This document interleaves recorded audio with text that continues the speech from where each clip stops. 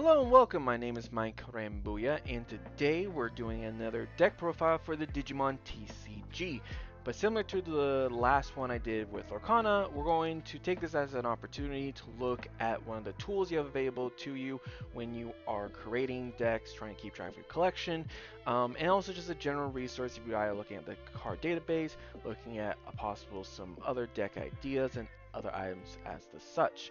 And today we're going to look at a site that I've personally used quite a bit called DigimonCard.io.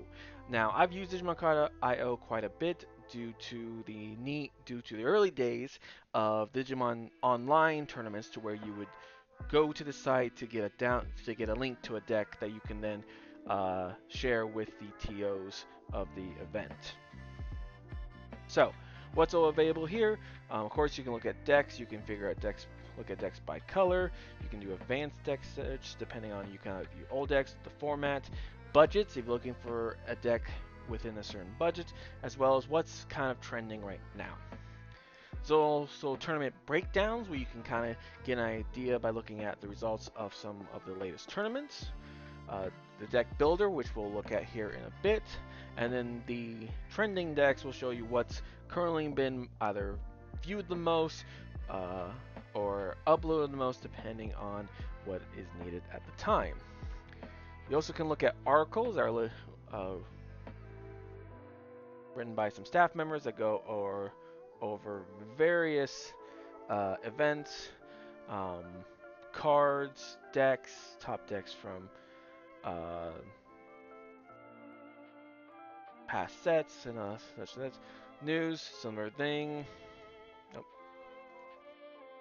The more popular articles are right here. And then you have the card database, where you can get an idea of the entire cards available to you. There's also packs. You can also go into here like, hey, I'm curious what's in this 3-on-3 pack. And sorry, that was a special promo pack. Let's do the 25th anniversary memorial pack. Here's all the cards that came with the 25th anniversary. These are all sorts of existing cards. There's also a quick access to the restricted list. That way, if you just want to see what's restricted and what's banned, come in a nice easy format. There you is right there. There's also a pack simulator. You can a custom pack creator, custom packs, and cube drafting. Cube is a special way to where you basically create a collection of cards that then people draft rather than a specific set. You can basically base it on anything as such. As far as forums, feature builders, recent comments, users, card creator. If you want to build your own card just for some fun ideas, you can do it here. And then there is a subscription if you want to support them. But for now, over here you can also look at your profile, achievements. You do have little fun achievements like how many decks you've published, how many times you edit your deck, the yapper, stuff like that. So kind of fun ways to keep you engaging in this website. You can set price alerts. So if you have a card that you're looking to buy or sell, you can say, hey, let me know when this card is less than or equal greater than this price. That way, if you're looking to sell a card and you're like, hey, I only want to sell this card, it's worth more than $10. Well, there you go. And of course, it is based by the marketplace value of TCG player. But lastly, let's go into the decks. So we're gonna look at my EX08 Dino deck. So interesting right off the bat is the title of the deck, who created the deck, any comments, how many view, when it was last edited or uploaded. Category is of course red, since it's mostly red. How many cards are in the deck for the main deck. Also, it gives you the price of how much this deck will cost to buy everything off of TCG Player or Card Market, which is mine, which is the European version of TCG Player.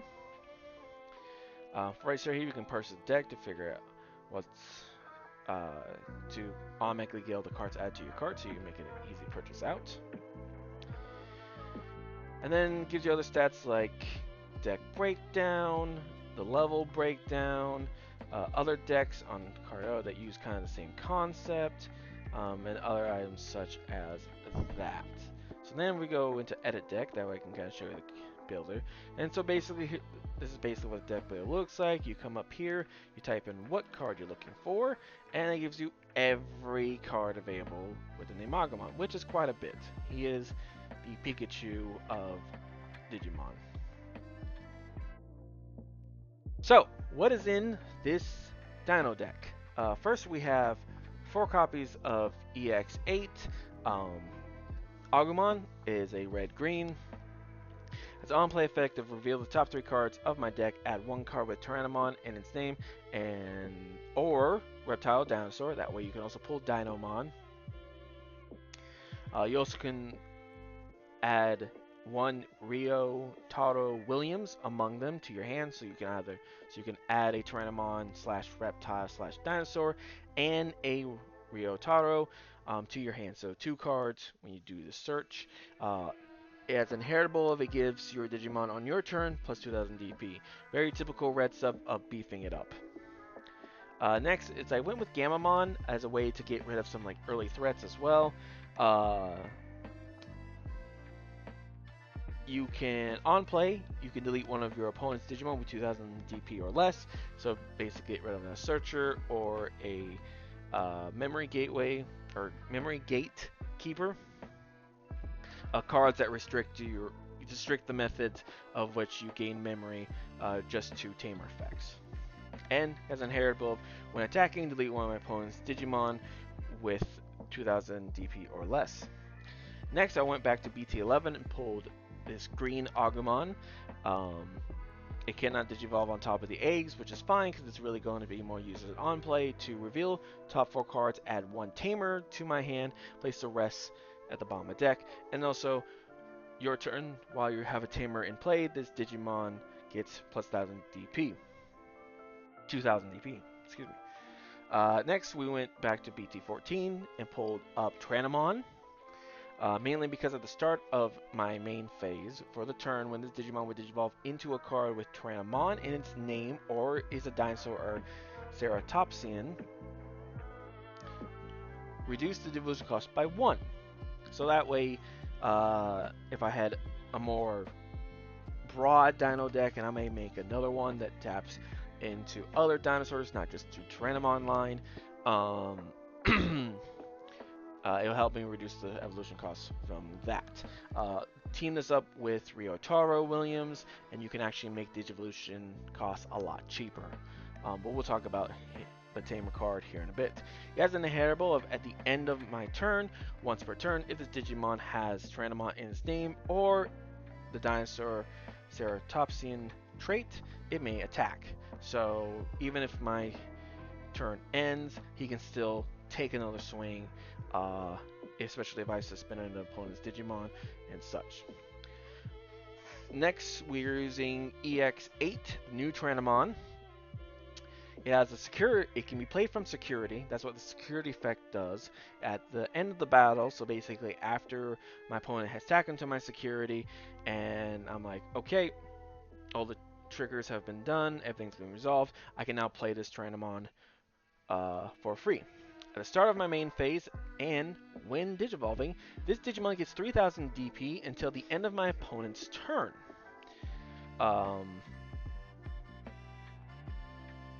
Just another way to make him a bit stronger, make him a bit harder to hit with some DP-based deletion effects. He has an inheritable of your turn. This Digimon gets plus 2000 DP. Add that to Agumon.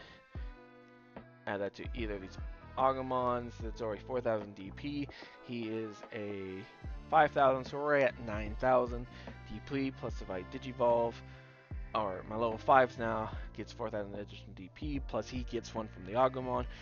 Plus when you Digivolve, he gets an additional 3, so there it's 5 right there, so he's already at 10,000 DP at a level 4. He can swing pretty hard. Plus, if you Digivolve this on top of level 3 with Reptile trait, it's not the 3 cost, it's just the 2 costs. So, a lot of these whole addition looking at traits to lower Digivolution cost type deal. For level 4s, wrapping up with the Tyrannomon from BT11. Has a on play when Digivolving effective, you may play 1 Tamer with play cost of 3 or less from my hand without paying the cost. So you play the Agumon, you grab a Ryotaro, and then you Digivolve into this Tyrannomon to then play him for free. Is the plan with that. Next, we're looking at level 5s. I put in 4 copies of the Master Tyrannomon from EX8. He has Fortitude, which is when this Digimon with Digivolution cards, it has to have Digivolution cards, is deleted. Play this card without paying the cost. So basically, if it gets deleted by an effect or in battle, you can then play it out again, and it will continue to work. And you can play it out for free.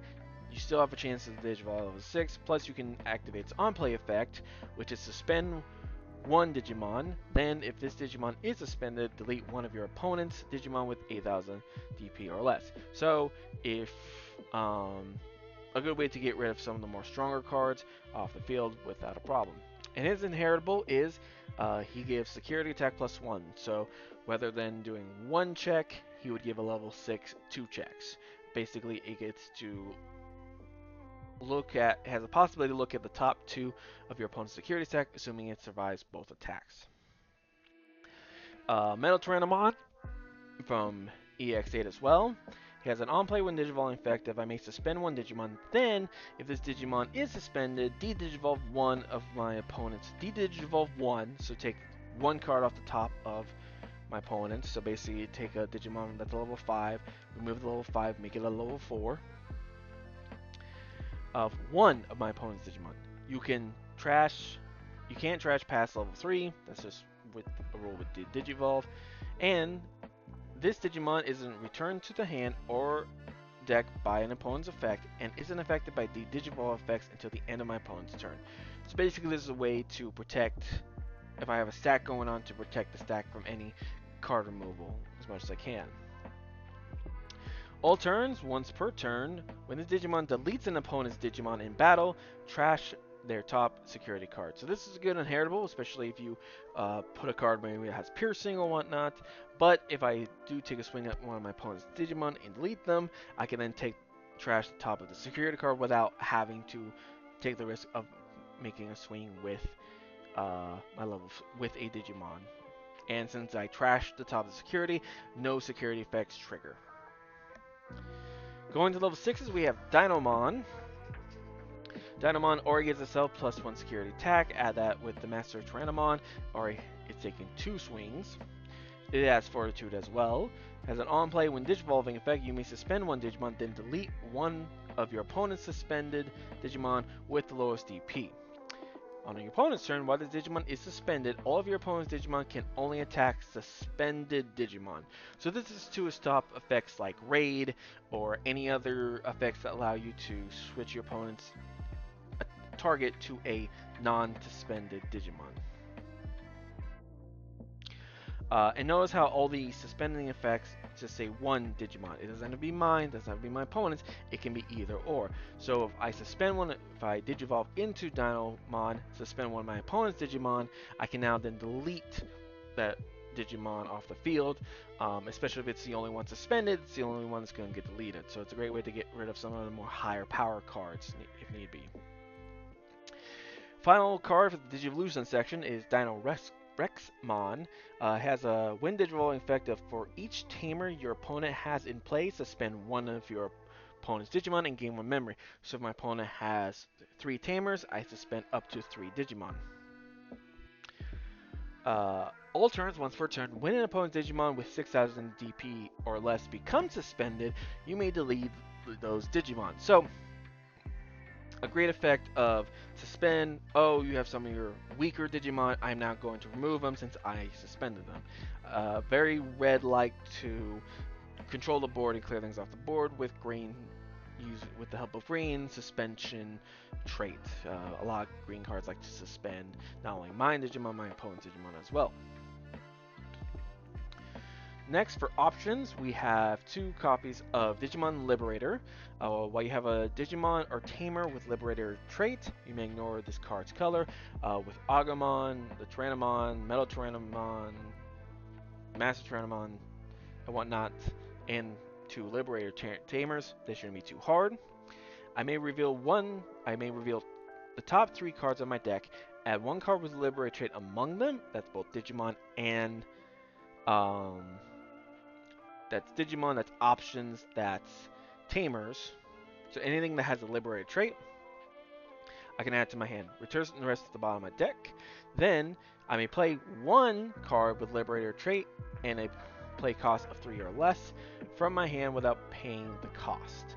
And then its security effect, if it gets hit in security, it just activates this card's main effect. Green memory boost. I figure I have enough green, red Digimon to make this useful.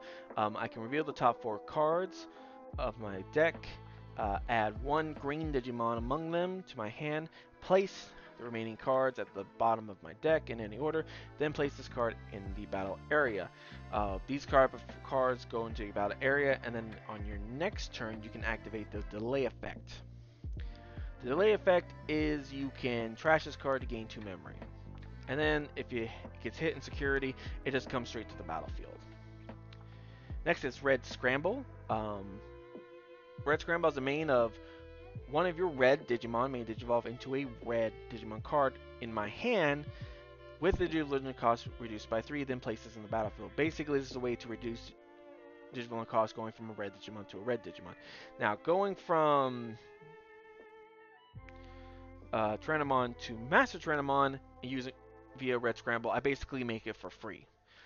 Even with Tyrannomon cost 4, even with the cost 5, I lower it down to 2 or 1. And same thing with Rexmon, I take it from a 5 to a 2. So still useful, still a great way to do it. But there's also another trait we want to look at as well, and that's with our Tamers. First, we're going to look at Owen Dreadnought. Owen Dreadnought is what we call a memory setter. At the start of my turn, if you have 2 or less memory, it's set it to 3. Oh, sorry. Red Scrambles has a second effect of at the start of my next turn. So after it's been on here, so I use it. I put it in the play area at the beginning of my next turn. Even before I draw my card, what I can do is I can return 1 red Digimon card from my trash to the top of my deck. Then, if I don't have a Digimon on the field, I may play a red Digimon with 2000 DP or less from my trash without paying the cost. Plus, then I can also then trigger its on-play effects. So, so this is basically to get a level 3 on the field, and then put a level 4 on top if you don't have one. That way, like, oh, I need level 4, I can put that on top of my deck thanks to Red Scrabble, and then I can then draw that, and then Digivolve it if I need it. Or if you don't have anything on the field, it's a way to get a Digimon on the field, and then whatever else you need back on top so you can draw it. So that's kind of the nice thing about Scramble cards. Sorry. Now we're going to talk about Owen. He's a memory setter. Basically, he sets you to 3 memory as long as you have 2 or less. All turns, when a card is removed from your opponent's security stack by suspending this tamer, delete one of your opponent's Digimon with 4,000 DP or less. So I went with this just because I have, with the security tax and being able to trash cards with the Metal Tyrannomon effect, if I delete a Digimon, then even if I just hit the Digimon without then going into security, I can still take a security card out and then hopefully then delete another Digimon on the field to kind of make it a bit easier on me and not having so much and reducing the options my opponent has. Next is Rotoro Williams. At the start of my main phase, if my opponent has a Digimon, I gain 1 memory. On my turn, when one of your Digimon with Tyrannomon in its name attacks, by suspending this tamer, that Digimon may digivolve into a Digimon card with Tyrannomon in its name or the dinosaur trait in hand with a Digivolution cost reduced by 1. So, since I have to suspend to attack, effects like Master Tyrannomon or Metal Tyrannomon automatically get their second part of it, because if I attack, use Rotoro Williams to Digivolve, I already have this Digimon suspended because I have to suspend it to attack. So now I already have it suspended. I can suspend one of my opponent's Digimon, and then I get the second half of if this Digimon is suspended, delete your opponent's Digimon or de-digivolve. So that's kind of the point of Victoria Williams, is to first of all get this. First of all, is to get Digivolutions cheaper and to be able to trigger some of these wind digivolving effects that require my Digimon to be suspended.